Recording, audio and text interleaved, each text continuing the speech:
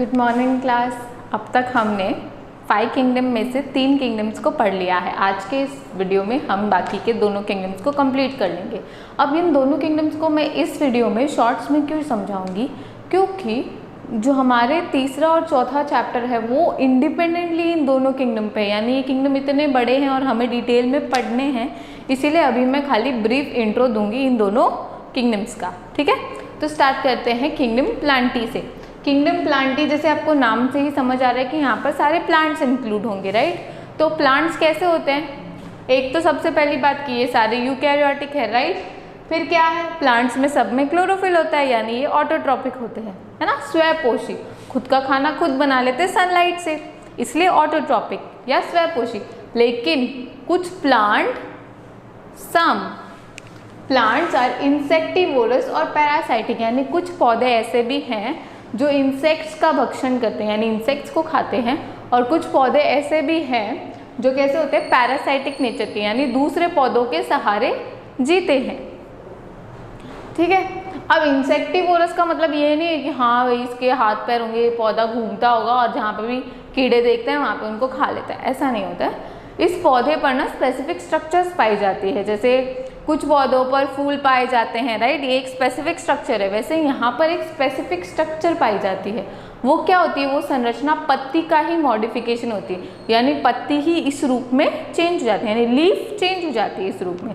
और फिर ये क्या करती है, जैसे ही इस पर कोई इंसेक्ट आता है या इसके आसपास आता है तो ये क्या करती है, अपना दोनों पत्तियों को क्लोज कर लेती है, और वो इंसेक्ट्स क्या होता है, अंदर बंद हो जाता है और फिर गल जाता है, अंदर उसका डाइजेशन हो जाता है।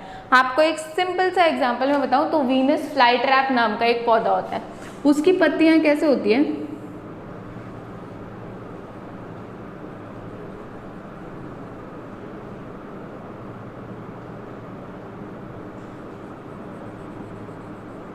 ठीक है, ऐसे होती है, ये ऐसे खुला रहता है कपाट सा, इसके बीच में जैसे ही कोई इंसेक्ट आएगा और बैठेगा तो ये पत्तियां क्या होगी, बंद हो जाएंगी और वो इंसेक्ट अंदर ट्रैप हो जाएगा। ठीक है, ये इसका एक एग्जाम्पल है। दूसरा एग्जाम्पल ब्लैडर वर्ट है। ब्लैडर वर्ट में क्या होता है,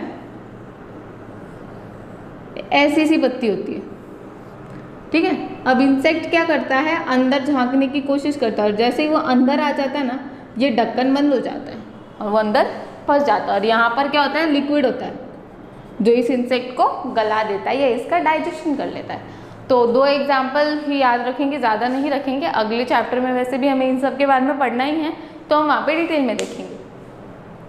क्या है, वीनस फ्लाई ट्रैप और ब्लैडर वर्ट। क्या है एग्जाम्पल, वीनस फ्लाई ट्रैप और ब्लैडर वर्ट। फिर आता है पैरासाइटिक। पैरासाइटिक ऐसा नहीं है कि एक पौधा दूसरे पौधे को बीमार करता है ना, पैरासाइट के बारे में हमने ज़्यादातर यही पढ़ा है कि पैरासाइटिक वही होते हैं जो दूसरी जीवों को बीमार करते हैं। पर पैरासाइटिक वो होते हैं ना, हमें डेफिनेशन भी पता है कि पैरासाइटिक वो जीव होते हैं जो दूसरों के सहारे जीते हैं। ठीक है, अमर बेल या कस्कुटा नाम का पौधा क्या करता है, ये एक्चुअल में बेल होती है। आपको पता है बेल या क्लाइंबर्स क्या करते हैं, दूसरे पौधे, डंडी या दीवार के सहारे ऊपर चढ़ते हैं, लेकिन ये अमर बेल क्या करती है, जैसे ये कोई प्लांट है, ठीक है, ये कोई और प्लांट है और इसके सहारे यहाँ से ऐसे अमर बेल ग्रो कर रही है, तो ये क्या करती है, अपने कुछ स्पाइंस, कांटे जैसी स्ट्रक्चर इस पौधे के स्टेम में गड़ा देती है, ठीक है, और ये स्पाइंस ना यहाँ से ओपन होते हैं, तो ये क्या करते हैं, इसके अंदर जो रस होता है ना उसको एब्जॉर्ब करते रहते हैं, इसीलिए इसे क्या कहते हैं, पैरासाइटिक कहते हैं, क्योंकि ये दूसरों का रस चूस रही है, ठीक है, उसके न्यूट्रिएंट्स को खुद के लिए यूटिलाइज कर रही है। क्या है, कस्कुटा या अमरबेल। फिर प्लांट की सेल वॉल होती है, राइट, हमें पता है, और वो किसकी बनी होती है, सेलुलोज की बनी हुई होती है। इसके बाद किंगडम प्लांट में ये कुछ 5 डिविजन्स आते हैं, 5 डिवीजन आते हैं अगले चैप्टर में, इससे ठीक अगले चैप्टर में हम इसके बारे में डिटेल में पढ़ेंगे, पर यहाँ पर आपको नाम दिए हुए तो हम नामों से शुरू कर देते, ठीक है।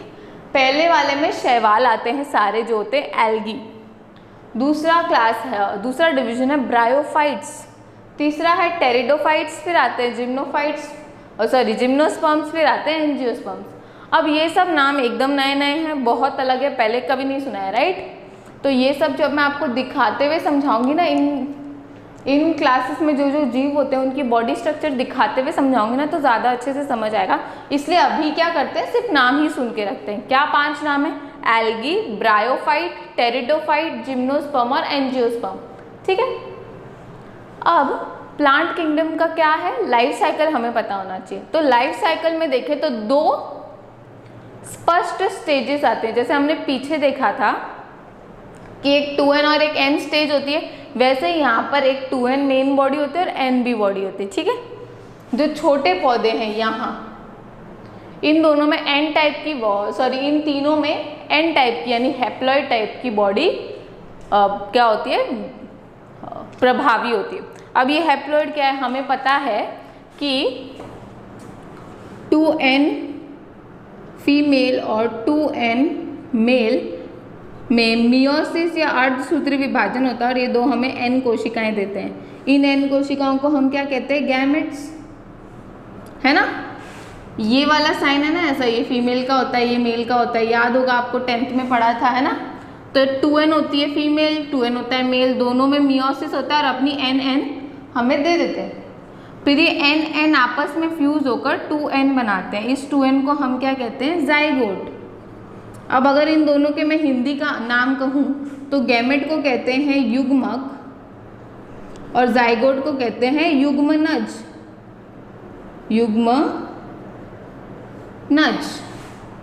ठीक है, तो ये जो 2n स्टेज हुई ना, ये 2n स्टेज क्या कहलाती है, डिप्लॉयड स्पोरोफिटिक।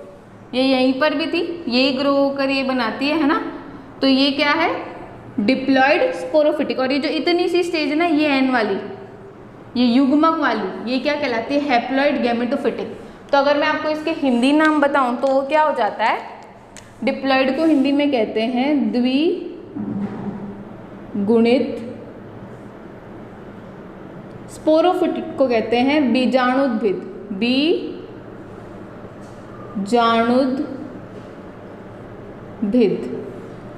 और ये क्या हो गया, अगुणित युग्मकोद्भिद, युग्मकोद्भिद।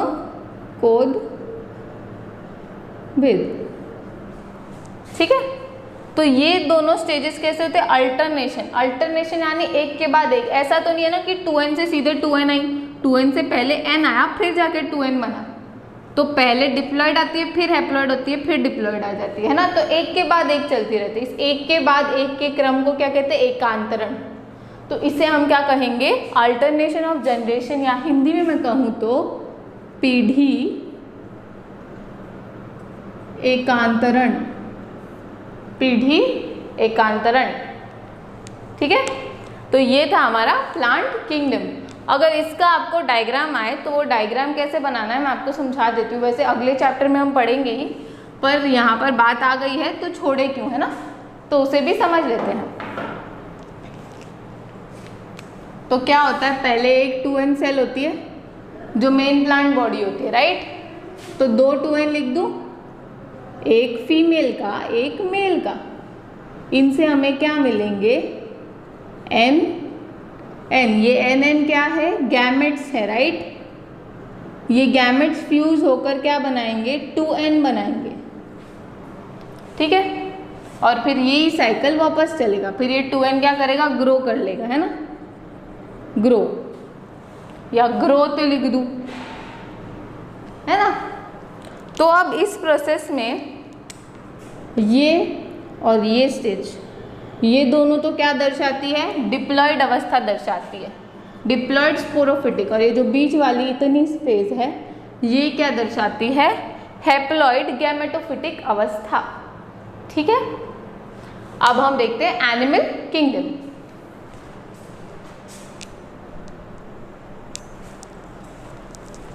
अब है एनिमल किंगडम। एनिमल किंगडम में हमें पता है कि सभी जीव जंतु आते हैं, राइट। सभी एनिमल्स आते हैं, चाहे वो छोटे से कीड़े की बात हो, या रेंगने वाला कीड़ा हो, या उड़ने वाला कीड़ा हो, या चींटी हो, वहाँ से लेकर ह्यूमंस या वेल्स तक सभी जीव एनिमल्स में आते हैं, राइट। तो एनिमल कैसे होते हैं, हेटेरोट्रॉफिक यूकैरियोट्स होते हैं, विषमपोषी होते हैं ना। एनिमल्स खुद का खाना खुद नहीं बना सकते, एनिमल्स तो ग्रीन कलर के नहीं होते, राइट, फोटोसिंथेसिस नहीं करते। तो वो कैसे होते हैं, विषमपोषी। विषमपोषी को इंग्लिश में क्या कहते हैं, हेटेरोट्रॉपिक। और कैसे, यूकैरियोटिक होते हैं सारे, और मल्टी सेलुलर होते हैं ना। एक कोशिकीय एनिमल भी हो सकता है, वो कैसे होते हैं, छोटे होते हैं, लेकिन वो तो प्रोटोजोन्स में वहां चले गए, मोनेरा में, है ना। तो सारे मल्टी सेलुलर होते हैं या बहुकोशिकीय होते हैं, यानी इनका शरीर बना हुआ होता है, राइट। फिर इनमें सेल वॉल नहीं पाई जाती, नो सेल वॉल। फिर क्या है, डायरेक्टली और इनडायरेक्टली डिपेंड ऑन प्लांट्स। हमें पता है, जैसे मैं कीड़ों का भी एग्जाम्पल लूँ या सिंपली हमारा एग्जाम्पल लेते हैं पहले। हम में से कुछ प्लांट्स खाते हैं, राइट। हम शाकाहारी भी होते हैं, मांसाहारी भी होते हैं, लेकिन जो मांस के रूप में जिस जीव को खाया जाता है वो जीव भी किसी अन्य जीव पर डिपेंड होता है। तो वो जीव जिसको खाया जा रहा है वो प्लांट या एनिमल दोनों खा सकता है, राइट। तो इस तरह से डायरेक्टली प्लांट्स पर डिपेंड भी हो सकते हैं और इनडायरेक्टली किसी मांसाहारी के थ्रू भी प्लांट पर डिपेंड हो सकते हैं। ऐसे ही कीड़े भी होते हैं। कीड़े कैसे, कुछ कीड़े पेड़ पौधों को खाते हैं और कुछ कीड़े दूसरे कीड़ों को खाते हैं, राइट। तो इसी तरह से डायरेक्टली या प्रत्यक्ष रूप से हम प्लांट्स खा रहे हैं या अप्रत्यक्ष रूप से किसी अन्य जीव को खा रहे हैं जो पहले प्लांट खाता था, ठीक है। तो डायरेक्टली और इनडायरेक्टली कैसे प्लांट्स पर डिपेंडेंट हैं। फिर क्या है, स्टोरेज फूड। अब आपको पता होगा, जैसे ह्यूमंस का एग्जांपल है, जो सबसे इजी एग्जांपल है कि बड़े जानवर जो होते हैं, चाहे बंदर हो, गाय हो, भैंस हो, ह्यूमंस हो, हम क्या करते हैं, ज़्यादा खा लेते हैं तो क्या हो जाते हैं, मोटे होने लग जाते हैं, राइट। कुत्ते, बिल्ली, गाय, भैंस सब मोटे होते हैं, राइट। क्यों होते हैं, क्योंकि हम में क्या होता है, फूड को स्टोर किया जाता है, यानी भोजन को संग्रहित किया जाता है, तो स्टोर किया जाता है ताकि जब ज़रूरत पड़े तो ये स्टोर फूड को यूज़ कर लिया जाए, ठीक है, एनर्जी के लिए यूज़ कर लिया जाए, तो उसे स्टोर किया जाता है। और स्टोर किस रूप में किया जाता है, ग्लाइकोजन या फैट के रूप में इसे स्टोर किया जाता है। किसमें, ग्लाइकोजन या फैट के रूप में स्टोर कर लिया जाता है, जिसे हम चर्बी कहते हैं, राइट। तो चर्बी क्या होती है, ग्लाइकोजन और फैट, ग्लाइकोजन और वसा होती है। फिर लाइफ साइकिल या रिप्रोडक्शन की बात आती है। तो रिप्रोडक्शन के बारे में हमें पता है, जंतुओं में मेल और फीमेल के संगम से क्या बनता है, जाइगोट बनता है, और वो जाइगोट डेवलप होता है किसमें, भ्रूण में, और भ्रूण से क्या बनता है, शिशु, है ना, यंग बेबी। तो क्या है, मेल और फीमेल गैमेट, मेल और फीमेल अपना अपना गैमेट्स देते हैं, फिर उससे जाइगोट बनता है, जाइगोट से एम्ब्रियो या भ्रूण बनता है। अब ये एम्ब्रियो या भ्रूण क्या होता है, जाइगोट जब ग्रो करता है ना, तो वो एक छोटे शिशु का रूप लेता है। वो शिशु अभी तक वायबल यानी जीवित रहने में सक्षम नहीं होता है, तो कुछ जीव उसे अपने अंडे में सुरक्षित रखते हैं और कुछ जीव अपने शरीर के अंदर उसे सुरक्षित रखते हैं। फिर जब वो ग्रो हो जाता है एक कंप्लीट शिशु में, यानी एक कंप्लीट बेबी में, तब वो अपने उस एनवायरनमेंट से बाहर निकलता है, चाहे वो एग से बाहर निकले या मदर की बॉडी से बाहर निकले, फिर वो इस एनवायरनमेंट में रहने लायक हो जाता है, राइट। तो वो स्टेज जब वो ग्रो कर रहा होता है बेबी में, वो अवस्था क्या कहलाती है, भ्रूण या एम्ब्रियो। तो एम्ब्रियो से वो बेबी में चेंज होता है और बेबी से वो अडल्ट में बदल जाता है, और अडल्ट यही प्रोसेस दोबारा करते हैं। तो इस तरह से लाइफ साइकिल चलती है एनिमल्स की। एनिमल्स को हम दोबारा से पढ़ेंगे 4th चैप्टर में, तो इससे ठीक अगला चैप्टर प्लांट्स पर है और उसके बाद वाला एनिमल किंगडम पर है। अब कुछ और जीव आते हैं, उन्हें पढ़ते हैं।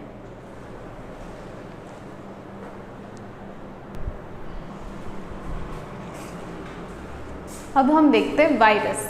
तो R.H. विटेकर ने जो 5 किंगडम क्लासिफिकेशन दिया उसमें कुछ जीव इंक्लूडेड नहीं है, जैसे वायरस हो गया, वायरॉइड हो गया, प्रियॉन हो गया और लाइकेन हो गया। तो अब हम उन चारों को अलग से पढ़ेंगे, ठीक है। तो इनको इन चारों जीवों को इन्होंने इन किंगडम में क्यों नहीं डाला, इसीलिए क्योंकि इनके कैरेक्टर इन किंगडम में से किसी से नहीं मिलते। और वायरस को जब खोजा गया ना, तो क्या हुआ, वायरस को सबसे पहले खोजा गया एक पौधे के अंदर हुई बीमारी में। तो वो पौधा था तंबाकू का, उसमें बीमारी हो गई थी, ठीक है, वो पौधा बीमार था। तो जब उसके पौधे की स्टडी की गई तो ये है दिमित्री इवानोव्स्की। कौन है ये, दिमित्री इवानोव्स्की।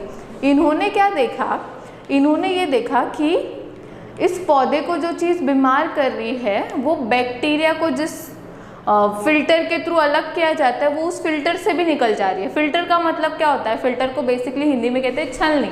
तो जैसे हम चाय छानते हैं तो चाय की पत्ती ऊपर रह जाती है और नीचे लिक्विड निकल आता है, यानी लिक्विड चाय से पतला था, है ना, इसलिए वो निकल गया।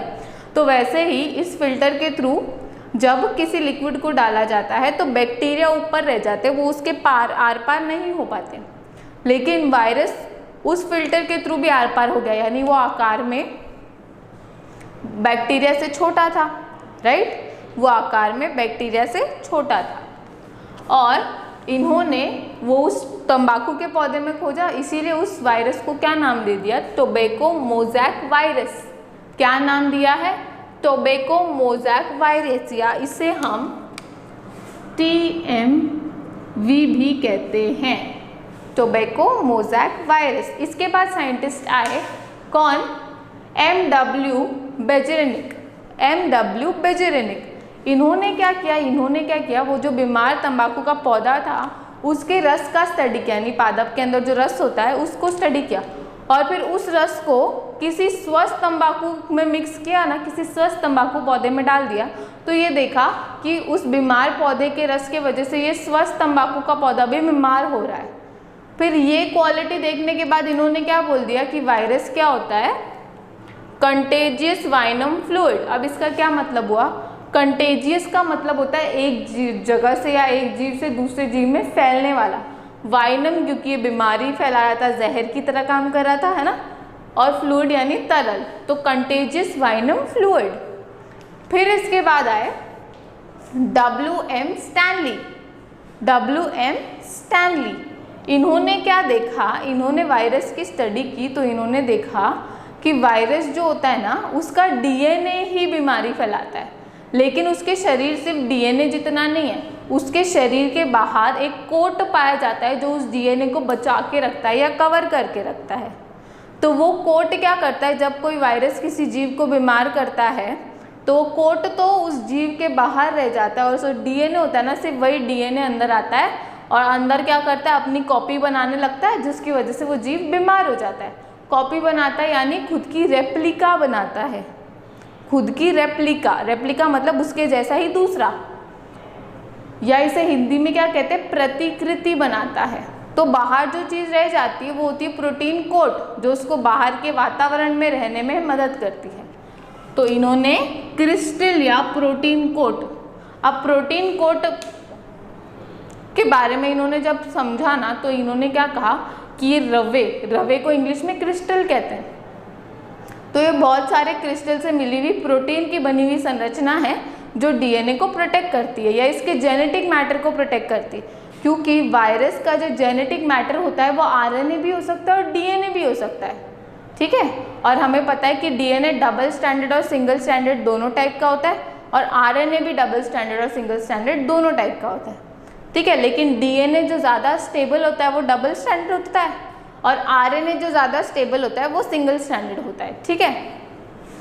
फिर अब इतनी बात तो बता दी, तो इससे हमें क्या समझ आता है कि वायरस के नाम का ही अर्थ क्या है, विष या विषैला तरल, या पॉइजन या पॉइजनस फ्लूइड। अब इसको हम हमसे रिलेट करें, ये तो तंबाकू के बारे में इन्होंने पहले जब पता लगाया, हमें जब मौसम बदलता है तो सर्दी जुकाम हो जाता है, राइट, और वो सर्दी जुकाम घर में एक को हो जाता है तो दूसरे तीसरे को भी बहुत जल्दी हो जाता है, राइट। तो वो क्या है, एक वायरस के द्वारा फैल रहा है, वो वायरल फीवर है। जैसे आजकल कोविड-19 वायरस काफ़ी ज़्यादा एक्टिव है ना, पेंडेमिक बना हुआ है। ये इतना एक्टिव कैसे है, एक्टिव ऐसे है क्योंकि ये क्या करता है, ये किसी जीव के अंदर जाके एक्टिव रहता है। ये हवा में पड़ा रहता है, तो हवा में तो किसी को बीमार नहीं करता, है ना, हवा में तो कुछ नहीं कर रहा ये, पर जब हवा से किसी दूसरे जीव के टच में आ जाता है तो ये उस जीव को बीमार कर रहा है, राइट। और जीव के लिए भी ये स्पेसिफिक है, ये सिर्फ ह्यूमंस को बीमार कर रहा है, डॉग्स को नहीं कर रहा। तो ऐसे वायरस क्या हो जाते हैं, वायरस अपने शिकार के प्रति स्पेसिफिक होते हैं कि मैं इसको बीमार करूँगा तो इसी को करूँगा। जैसे कोविड ह्यूमंस को कर रहा है तो ह्यूमंस में बीमारी फैला रहा है। अन्य वायरस होते हैं जो टोबैको मोज़ैक वायरस जैसे है, ये सिर्फ तंबाकू वाले पौधे को ही इन्फेक्ट करता है, दूसरे पौधों को इन्फेक्ट नहीं करता। तो ये क्या होते हैं, स्पेसिफिक होते हैं, विशेष होते हैं कि ये तो यही चाहिए, ठीक है। फिर आते हैं इनकी स्ट्रक्चर पर।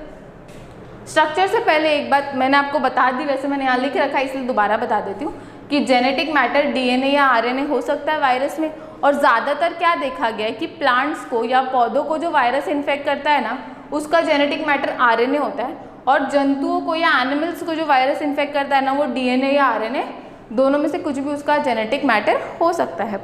अब हमने टोबैको मोज़ेक वायरस का नाम इतना पढ़ा, इतना सुना, तो वो होता क्या है या दिखता कैसे है? तो वो बेसिकली ऐसे नज़र आता है। ये जो आपको रेड कलर से मैंने ये कुंडलित स्ट्रक्चर बनाई है ना, ऐसे स्प्रिंग जैसा बनाया है, ये इसका जेनेटिक मैटर है। और ये जो बाहर, इसके बाहर ऐसे मैंने बनाया ना, ये इसका प्रोटीन कोट है। क्या है? Protein coat. इस प्रोटीन कोट को क्या कहते हैं? कैप्सिड कहते हैं। सभी वायरस में जो बाहर वाला कोट होता है उसको क्या कहते हैं? कैप्सिड कहते हैं। क्या कहते हैं? कैप्सिड, CAPSID, कैप्सिड या प्रोटीन कोट। और हम देख रहे हैं इस पूरे कोट को कह रहे हैं, लेकिन ये ऐसे छोटे छोटे कई सारों से बना होता है ना, तो ये एक यूनिट, इसकी एक इकाई क्या कहलाती है? कैप्सोमियर कहलाती है। क्या कहलाती है? कैप्सोमियर। तो बहुत सारे कैप्सोमियर मिलके कैप्सिड बनाते हैं, जो होता है प्रोटीन कोट। ठीक है। फिर आता है दूसरा वायरस, जिसको हम बैक्टीरियोफाज कहते हैं। क्या कहते हैं? बैक्टीरियोफाज। बैक्टीरियोफाज की स्ट्रक्चर कैसी होती है? ये देखिए, एक क्रिस्टल बना हुआ है, ये इसका प्रोटीन कोट है, ये इसका नेक रीजन है, ये इतना, और ये जो है ये प्लेट है, बेसल प्लेट सबसे नीचे प्रेजेंट है, और ये इसकी टांगे हैं, 6 टांगे। ठीक है। अब ये क्या करता है? इसकी स्ट्रक्चर इतनी अलग और इतनी क्लासिफाइड कैसे? ये क्या करता है? जैसे ये कोई बैक्टीरियल सेल है, ठीक है, ये कोई बैक्टीरियल सेल है, ये आपके बुक में नहीं है, आपको अच्छे से समझ आए इसलिए मैं समझा रही हूँ। ठीक है। इस पर आकर ये बैक्टीरियोफेज बैठ गया है। ठीक है। अब ये बैक्टीरियोफेज का डीएनए क्या करता है? अब ये क्या करेगा? बाहर बैठा रहेगा और यहाँ से इसमें थोड़ा सा छेद कर देगा, जिससे क्या होगा? इसका डीएनए इधर आ जाएगा और ये जो प्रोटीन कोट है बाहर ही रहेगा, ये बाहर ही रहेगा। तो ये क्या करता है? ये बैक्टीरिया का डीएनए है, समझो। ठीक है। ये जाता है बैक्टीरिया के डीएनए से मिल जाता है, और फिर जब बैक्टीरिया का डीएनए खुद की कॉपी बनाता है ना, तो उसके साथ साथ इसकी भी कॉपी बन जाती है। बन गई तो यहाँ पे हमें बहुत सारे वायरस के डीएनए मिल गए। फिर ये एक एक डीएनए क्या करता है? ये अपने लिए नया नया प्रोटीन कोड ये बैक्टीरिया से बनवा लेता है, और बैक्टीरिया को पता भी नहीं चलता है कि ये इसके लिए काम कर रहा है, क्योंकि बैक्टीरिया के जीन में मिल गया ये तो, और बैक्टीरिया के अनुसार वो तो अपने जीन की ही सुन रहा है। तो ये क्या करता है? अपने लिए बहुत सारे कोड्स बना लेता है। ठीक है। और ऐसे करके खुद को रेप्लिकेट कर लेता है। तो ऐसे होती है इसकी जीवन साइकिल। ठीक है। तो इसने क्या किया? आया, इस कोशिका को बीमार किया, इस पे अपना कब्जा कर लिया और अपना काम निकाल लिया, है ना। तो ये ऐसे इन्फेक्ट करता है। ये क्या है? बैक्टीरियोफाज। ठीक है। अब इसके अलावा टोबैको मोज़ेक वायरस हमने एक बीमारी देखी, तो जंतुओं में ये और बीमारी कैसे फैलाते हैं, या उन बीमारियों के एग्जाम्पल्स हमें पता होना चाहिए ना, कि वायरस से कौन सी बीमारियां फैलती है।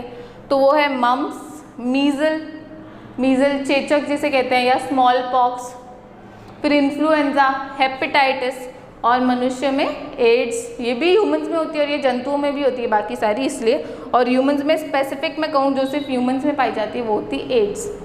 ठीक है। और ऐसे बहुत सारी बीमारियां हैं जो वायरस के थ्रू होती है।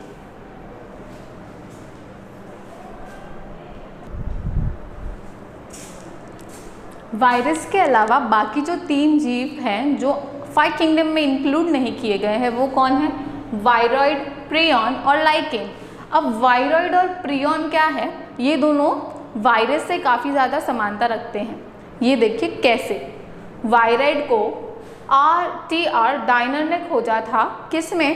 पोटैटो स्पिंडल ट्यूबर नाम का रोग था, उसमें खोजा, और ये पौधों में हो रहा था। नाम से ही समझ आ रहा है, पोटैटो यानी आलू के पौधे में ये रोग हो रहा था। ठीक है।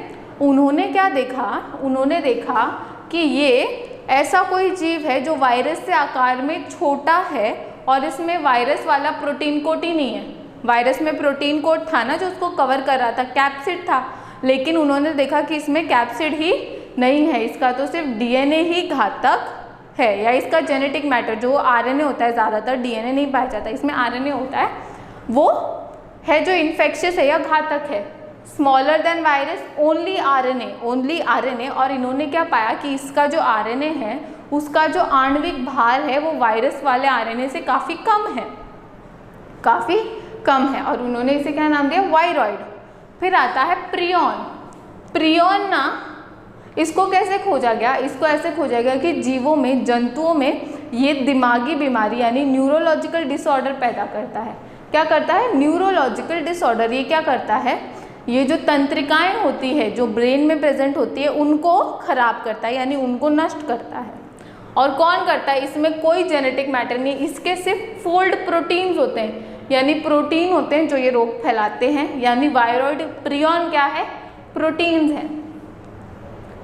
ये साइज में सेम होते हैं वायरस के, यानी वायरस से आकार में समान होते हैं। अब ये कौन कौन से रोग फैलाते हैं? बोवाइन स्पॉन्जिफॉर्म एनसेफेलोपैथी नाम का रोग इनके द्वारा फैलाया जाता है। जो मवेशी होते हैं, मवेशी कौन होते हैं? जो चरने वाले जंतु हैं जिन्हें मनुष्य पालता है, जैसे गाय, भैंस, बकरी, भेड़, है ना, उन सब में ये मैड काउ नाम की डिजीज पैदा करता है। कौन सी? Mad cow. और ह्यूमंस में यानी हम में, मनुष्यों में ये कौन सी डिजीज उत्पन्न करता है? क्रुट्सफेल्ड जैकॉब डिजीज। क्या नाम है? क्रुट्सफेल्ड जैकॉब डिजीज। ये क्या करता है? हमेशा न्यूरोलॉजिकल डिजीज यानी तंत्रिका तंत्र को बीमार करता है। फिर आते हैं लाइकेन। लाइकेन मैंने आपको जब कवक पढ़ा रही थी तभी बताया था कि लाइकेन क्या होते हैं? सिम्बायोसिस से बने होते हैं। किसके? कवक और शैवाल के। कवक और शैवाल के। तो लाइकेन में क्या होता है? जो जड़ वाला भाग होता है ना, समझो ये जड़ वाला भाग है और ये ऊपर शरीर है, ठीक है? तो ये जड़ वाला भाग होता है माइकोबायोन्ट और ये ऊपर वाला भाग होता है फाइकोबायोन्ट। शैवाल हमें पता है ग्रीन कलर की होती है, काई, राइट? अलग अलग कलर्स की भी होती है और भी इसमें पिगमेंट्स पाए जाते हैं, लेकिन ज़्यादातर ग्रीन होती है। तो जो ऊपर वाला हिस्सा होता है ना वो शैवालांश होता है और जो नीचे वाला हिस्सा होता है वो कवकांश होता है। कवकांश को इंग्लिश में क्या कहते हैं? माइकोबायोन्ट, और शैवालांश को फाइकोबायोन्ट।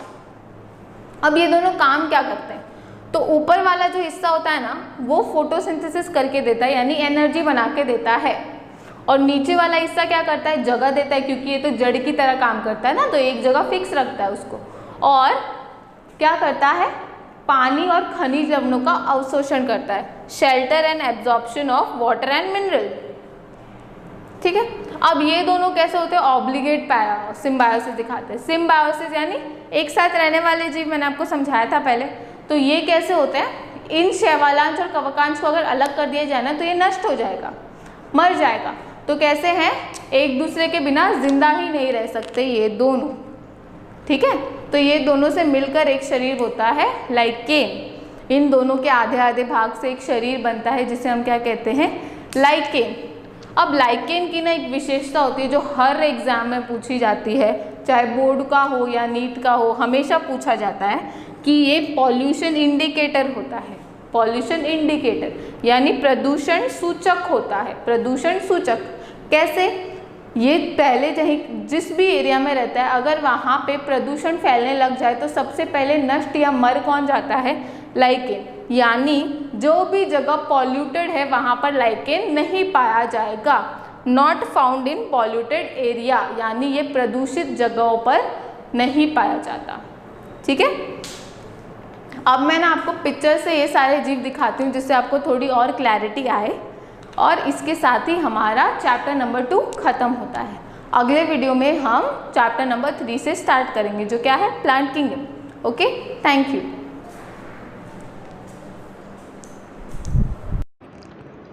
अब हमने पढ़े थे किंगडम प्लांटी के बारे में, राइट? तो किंगडम प्लांटी के लिए आपके लिए मैंने बहुत सारे प्लांट्स के पिक्चर रख रखे हैं। वैसे तो पेड़ पौधे हम अपने आसपास हमेशा देखते ही हैं, पिक्चर्स की भी आवश्यकता नहीं है, पर अगर मैं आपको एक पिक्चर में वैरायटी टाइप के एनिमल्स प्लांट्स दिखा सकूँ तो वो ज़्यादा इम्प्रेसिव और आपको ज़्यादा याद करने में आसानी होगी। तो आप इस पिक्चर में देख सकते हैं कुछ पौधे ऐसे हैं जिन पर फ्लावर्स लग रहे हैं और कुछ पौधे यानी कुछ प्लांट्स ऐसे जिन पर फ्लावर नहीं लगते।